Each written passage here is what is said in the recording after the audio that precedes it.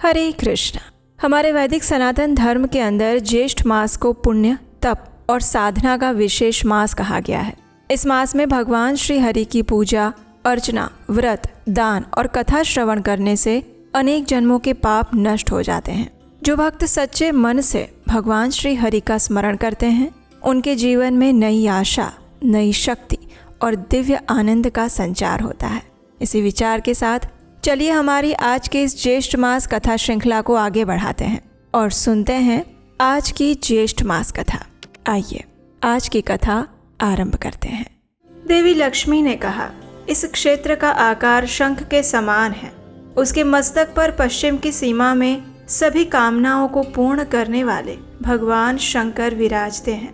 शंख के आगे यानी पूर्व सीमा पर भगवान नीलकंठ हैं और इन दोनों के मध्य का प्रदेश एक कोस का है।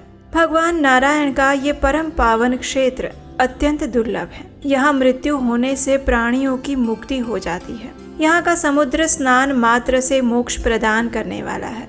इस शंख आकार तीर्थ के दूसरे आवर्त में कपाल मोचन नामक लिंग स्थित है। जो मनुष्य कपाल मोचन का दर्शन, पूजन और उन्हें प्रणाम करता है, वो ब्रह्म हत्या आदि पापों को त्याग देता है। हे धर्मराज, शंख के तृतीय आवर्त के स्थान में मेरी आद्या शक्ति विमला देवी को स्थित जानो।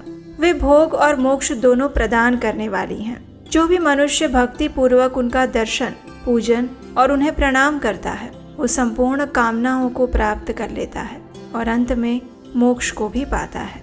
शंख के नाभि स्थान में कुंड, वट और भगवान पुरुषोत्तम, इन तीनों की स्थिति है। कपाल मोचन से लेकर अर्धांशिनी तक शंख का मध्य भाग जानना चाहिए।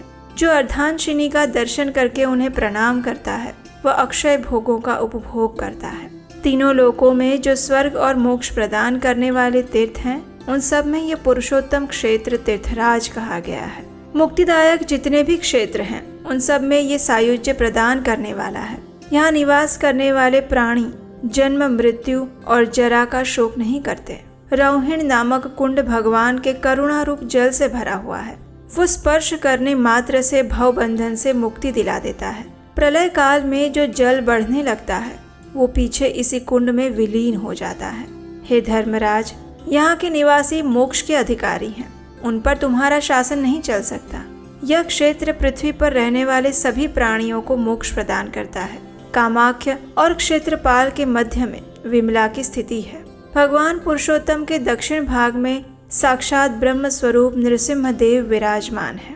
वे प्रभा से उज्जवल है और हिरण्यकशिपु का वक्ष स्थल विदीर्ण करके यहाँ पर स्थित हुए हैं। उनके दर्शन मात्र से सभी पापों का नाश हो जाता है।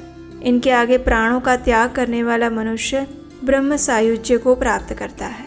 काशी में मरने वाले प्राणी के कानों में भगवान महेश्वर बोध के उपायभूत ब्रह्म ज्ञान का उपदेश करते हैं। बुद्धि से उसका अभ्यास करके जीव क्रमशः मोक्ष को प्राप्त करता है। भगवान शिव की महिमा से वो ज्ञान विस्मृत नहीं होता और क्रमशः अभ्यास में आकर मोक्ष की प्राप्ति कराता है। लेकिन जो लोग इस पुरुषोत्तम क्षेत्र में प्राण त्याग करते हैं, उनकी तो तत्काल मुक्ति हो जाती है। यहाँ समुद्र में स्नान करने से, भगवान पुरुषोत्तम अपने दर्शन से, कल्प वृक्ष अपनी छाया में जाने से और संपूर्ण क्षेत्र अपने भीतर कहीं भी मृत्यु होने से मोक्ष दे देता है। जो मनुष्य भक्ति पूर्वक जिसमें विश्वास करता है, वो उसी से यहाँ मुक्त हो जाता है और इसके जैसा दूसरा कोई तीर्थ नहीं। इस क्षेत्र में अंतर्वेदी की रक्षा के लिए 8 शक्तियाँ बताई गई हैं। वट वृक्ष की जड़ में मंगला शक्ति है। पश्चिम में विमला, शंख के पृष्ठ भाग में सर्वमंगला, उत्तर दिशा में अर्धांशिनी और लंबा, दक्षिण में काल रात्रि, पूर्व में मरीचिका और काल रात्रि के पीछे चंडरूपा शक्ति विराजमान है। इस प्रकार इन उग्र रूप वाली 8 शक्तियों से ये क्षेत्र चारों ओर से सुरक्षित है। ये 8 शक्तियों के दर्शन तथा कीर्तन से सभी पापों का नाश होता है।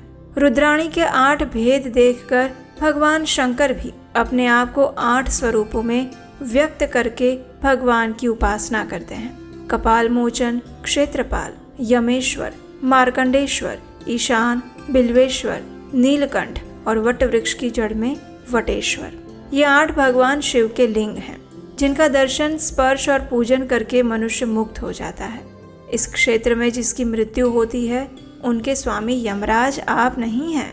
भक्त को आत्मसमर्पण करने वाले शरणागत भगवान जगन्नाथ को यमराज ने अपने भक्ति से संतुष्ट कर लिया है। इसलिए मेरे और सुदर्शन चक्र के साथ भगवान विष्णु स्वर्ण बालुका से आवृत होकर न त्यागने योग्य इस उत्तम तीर्थ में अदृश्य भाव से रहेंगे। इस प्रकार यमराज जी को कहने के बाद अब लक्ष्मी देवी ने ब्रह्मा जी से कहा, हे ब्रह्मदेव, सतयुग में राजा इंद्रद्युम्न होने वाले हैं।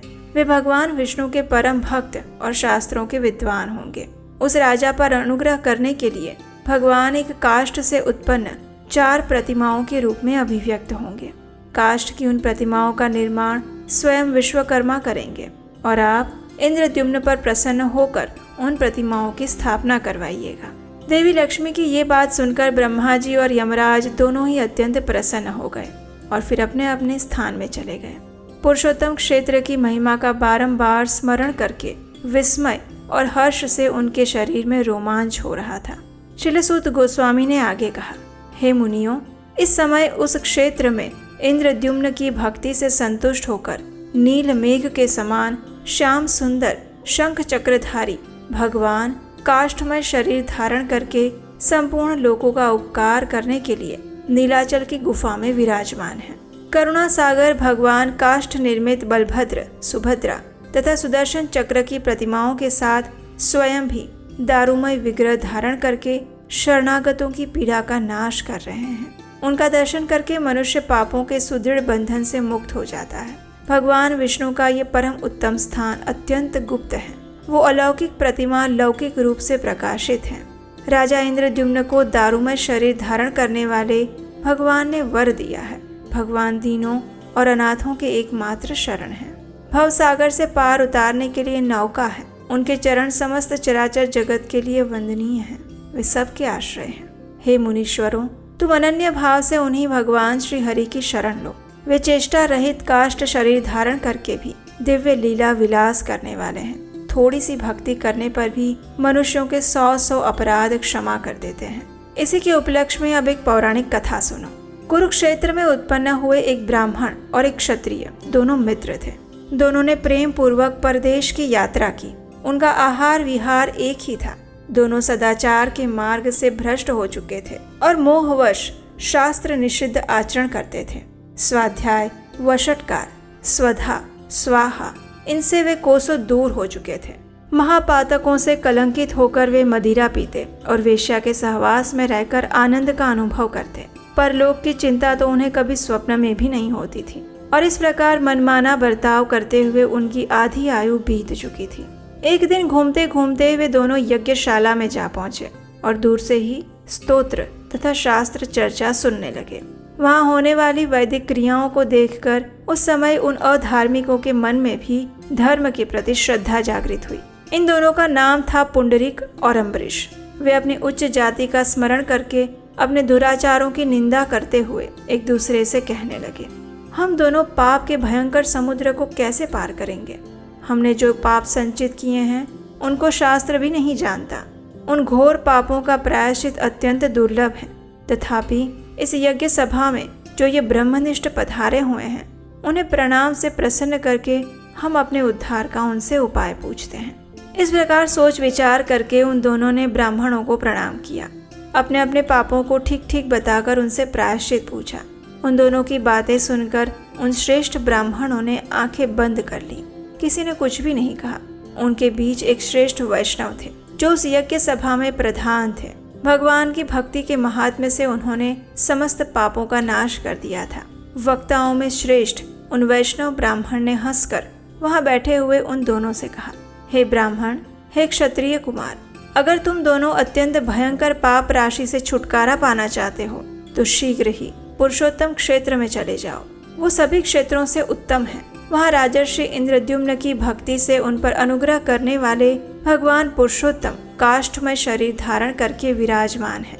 शंख, चक्र और गदा धारण करने वाले उन भगवान जगन्नाथ की आराधना करके तुम इच्छा अनुसार पाप क्षय और मोक्ष भी पा सकते हो और ये ध्रुव सत्य है। उनका दर्शन करने से सभी पाप एक साथ नष्ट हो जाते हैं और इसीलिए परम पवित्र उत्कल देश में दक्षिण समुद्र के तट पर नीलाचल के शिखर पर निवास करने वाले सर्वव्यापी भगवान जगदीश की शरण में जाओ। वे करुणा निधान भगवान तुम दोनों का मनोरथ अवश्य सिद्ध करेंगे। वैष्णव महात्मा के इस प्रकार आदेश देने पर वे ब्राह्मण और क्षत्रिय अत्यंत हर्ष युक्त हो गए और उसी मार्ग से पुरुषोत्तम क्षेत्र को जाने के लिए निकल पड़े। अब पुरुषोत्तम क्षेत्र में जाने के बाद उनकी मुक्ति का कौन सा उपाय वे ढूंढते हैं, इसकी कथा हम सुनेंगे हमारी आने वाली ज्येष्ठ मास कथा श्रृंखला की अगली कड़ी में। उसे सुनने के लिए आपके अपने चैनल को सब्सक्राइब करके रख लीजिए, नोटिफिकेशन ऑन रखिए और इस वीडियो को लाइक करके शेयर कीजिए। हरे कृष्णा।